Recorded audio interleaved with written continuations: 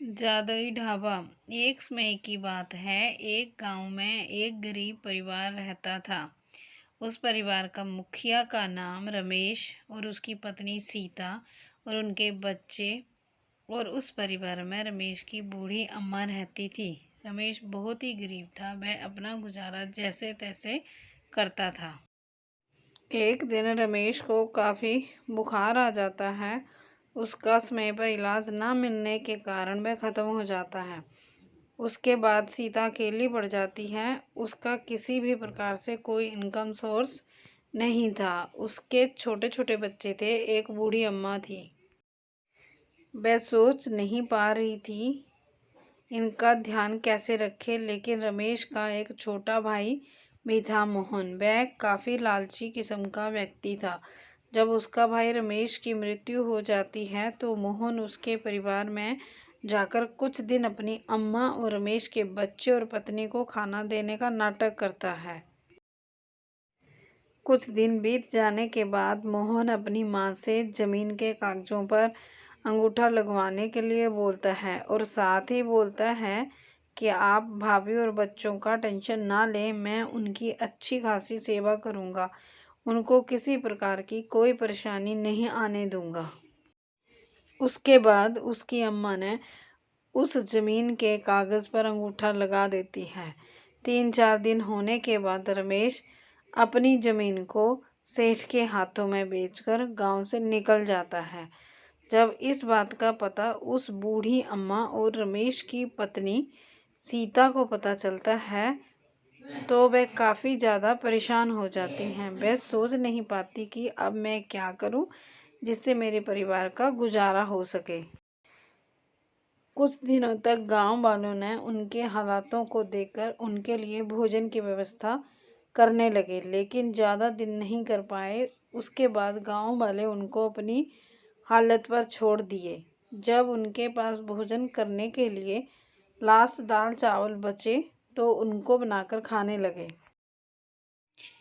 उसके बाद सीता अपनी अम्मा से बोलती कि अम्मा, मेरे पास जो भी पैसे बच रहे थे वह सभी खर्च हो गए। कल से मेरे को काम पर जाना पड़ेगा ताकि परिवार का कुछ पालन पोषण हो सके।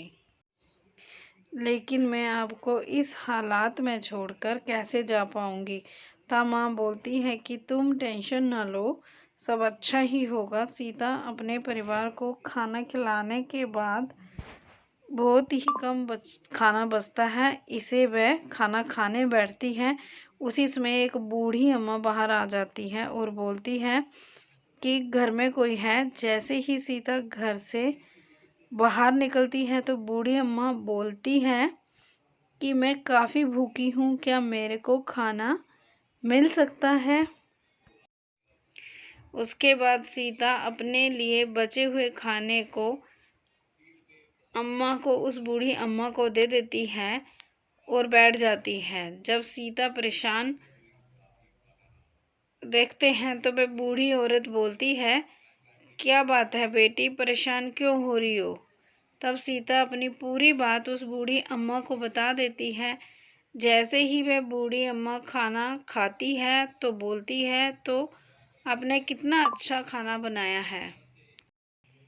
उसके बाद बोलती है, तुम एक दाल चावल का ठेला क्यों नहीं लगा लेती हो।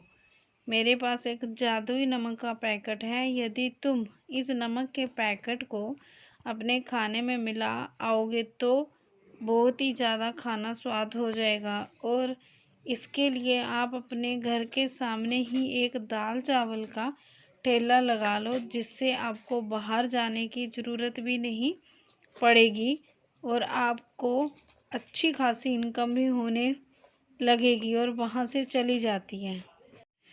दूसरे दिन भगवान का नाम लेकर सीता दाल चावल बनाना शुरू कर देती है और उस नमक का प्रयोग करती है जो उस बूढ़ी औरत ने दिया था, और बाहर ठेला लगाकर तब वहाँ पर लोग आते हैं और खाना दाल चावल खाने लगते हैं। खाना स्वादिष्ट होता है कि लोग तारीफ करते नहीं थकते। सीता के ठेले की चर्चा पूरे गांव में होने लगती है, वह काफ़ी ज़्यादा फेमस हो जाती है। उसके पास पैसे भी जुड़ने लग जाते हैं। मैं सोचती हूँ कि मैं अपने बिजनेस को बढ़ा लूँ। एक मुन्ना नाम के लड़के को अपने पास काम करने के लिए रख लेती है, लेकिन वह भी काफ़ी चतुर और लालची था। वह कुछ दिन काम करने के बाद सोचता है कि इतने से पैसे से मेरा क्या होगा, मैं भी एक अच्छा सा दाल चावल का ठेला डाल लूँ, जिससे मेरी भी काफ़ी ज़्यादा इनकम हो सके। लेकिन उससे पहले ये पता लगाना होगा कि आखिर सीता ऐसा खाने में क्या डालती है जिससे इतना अच्छा स्वाद आता है। एक दिन जब सीता खाना बना रही होती है तो पीछे से मुन्ना उसकी सभी बातों को सुन रहा होता है। उसके बारे में देख लेता है। वह देखता है कि एक नमक की वजह से उसका खाना इतना टेस्टी बन रहा है। एक रात मुन्ना उस नमक के पैकेट को चुरा लेता है और अपने घर पर ले जाता है। मुन्ना द्वारा चुराए गए पैकेट को सीता की बेटी देख लेती है और वह अपनी माँ को सारी बात बता देती है। सीता परेशान होकर भगवान से प्रार्थना करती है, ये भगवान जैसे तैसे मेरा गुजारा हो रहा था, उसके बाद वापस मेरा पूरा सिस्टम खराब हो गया। भगवान से प्रार्थना करती है कि अब सब कुछ कैसे चलेगा। उसके बाद दूसरे दिन सुबह उठकर देखा तो उसका नमक का पैकेट वापस उसी घर में देखने को मिलता है। दूसरी तरफ मुन्ना उस चुराए नमक का पैकेट से एक नमक के पैकेट से खाना बनाकर एक नया ठेला चलाना शुरू कर देता है। जब लोग उसके ठेले पर खाना खाने आते हैं तो इतना ख़राब टेस्ट बनता है कि लोग उसकी बुराई करने लगते हैं और पैसे वापस लेते हैं। मुन्ना को अपनी गलती का एहसास होता है और वह सीता के पास आकर बोलता है कि मेरे को माफ़ कर दो, मैंने आपके नमक चुराकर अपना बिजनेस शुरू करने चाहा था। यदि आप मेरे को नौकरी वापस दोगे तो मेरा परिवार, मेरे बच्चे भूखे नहीं मरेंगे। तब सीता बोलती है कि मैं आपके बच्चों को भूखा नहीं मरने दूंगी, तुम वापस काम पर आ जाओ। आपको गलती का एहसास हुआ, इतना ही बहुत है। मुन्ना बोलता है कि मैं दोबारा ऐसी गलती कदापि नहीं करूँगा और सीता उसे माफ़ कर देती है। सीता वापस अपने बिजनेस को बढ़ाना शुरू कर देती है।